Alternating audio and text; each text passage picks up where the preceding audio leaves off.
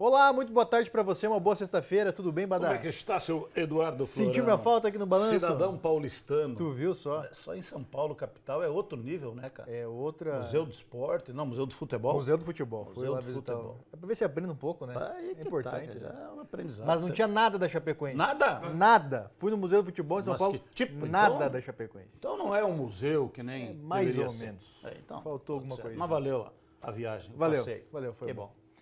Chapecoense entra em campo amanhã contra o Mirassol na Arena Condá, jogo 11 horas da manhã, e a Chape tenta se recuperar depois da derrota para o Vitória, fora de casa. E para isso, o técnico Gilmar Dalpozo conta com os retornos dos volantes Casonati e Bruno Vinícius. Por outro lado, o zagueiro Rodrigo Freitas está de fora por suspensão. A tendência é que o Dalpozo volte a utilizar aquele esquema com 3 atacantes diferente da formação com 3 zagueiros do jogo passado. Provável o time da Chapecoense, o treinamento foi fechado hoje, então pode ter alguma alteração aí, mas a tendência, Ayrton, Felipe Albuquerque, Bruno Leonardo, Lucas Freitas e Cristiano, Casonati, Bruno Vinícius e Bruno Nazário, Marco Antônio, Alisson Farias ou Marcinho e o Kaique. Pois é, Badal, o início do retorno, o Chapecoense precisa vencer para começar bem e quem sabe engatar uma série de vitórias aí logo de início. É isso que precisa, né, cara? É isso que precisa. A gente viu aí a provável escalação, algumas dúvidas.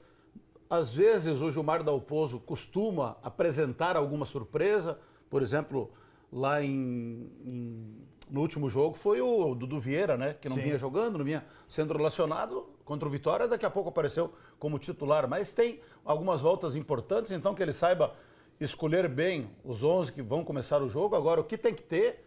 E, de novo, eu vou insistir numa palavra, sangue nos olhos. Tem que ter pouquinho mais de poder de indignação. A gente viu as entrevistas essa semana aí, tudo muito calmo, sereno, tranquilo, que bom, ambiente tranquilo, ambiente leve, pelo menos, lá dentro do vestiário.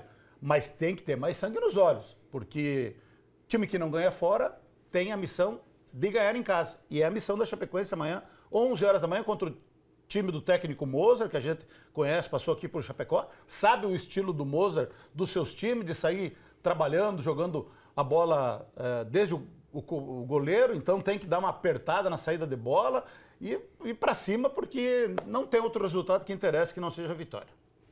Pois é, só rapidinho, teve a lista de relacionados da Chapecoense, o zagueiro Maurício voltou a ser relacionado, perdeu o Rodrigo Freitas, mas o Maurício, desde fevereiro, ficou de fora. Boa. 5 meses depois volta a ser relacionado, ele era capitão da Chapecoense, então é uma opção a mais aí. E não está o Rafael Ribeiro. O Rafael Ribeiro. O Rafael Ribeiro, ele tem uma oportunidade. Dessa vez ele não vai... Tem uma oportunidade, ele entra, o Gilmar dá uma chance para ele, no jogo seguinte está fora do relacionado. É assim que está funcionando. Foi mal. É um jogo jogando e outro de castigo. Então hoje tem presente para nossa audiência, são 5 ingressos para o jogo de amanhã entre Chapecoense e Mirassol. Então os 5 primeiros que mandarem mensagem para a gente no WhatsApp do Balanço Geral, tá aparecendo no nosso WhatsApp aí, vão faturar o bilhete, o número é 991 50 14 82. Precisa mandar o nome, o bairro, falando que quer ir para o jogo, que daqui a pouco a gente traz os vencedores aqui para vocês. Vamos dar uma olhada como está a classificação da Série B? Badá, a gente estava falando da importância da Chapecoense vencer, está ali na zona de rebaixamento ainda com 18 pontos, embora tenha um jogo a menos.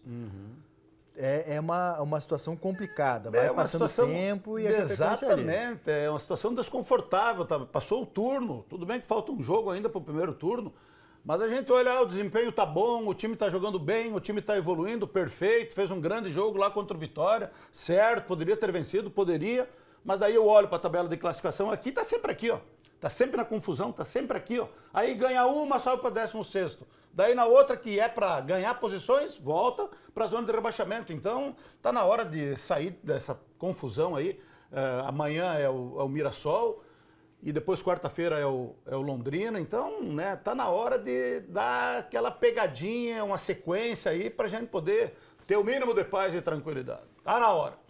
Ontem o Badá trouxe aqui sobre a saída do atacante Ribamar da Chapecoense. O jogador fez 22 jogos pela Chapecoense, marcou apenas 4 gols, por isso a gente quer saber a sua opinião.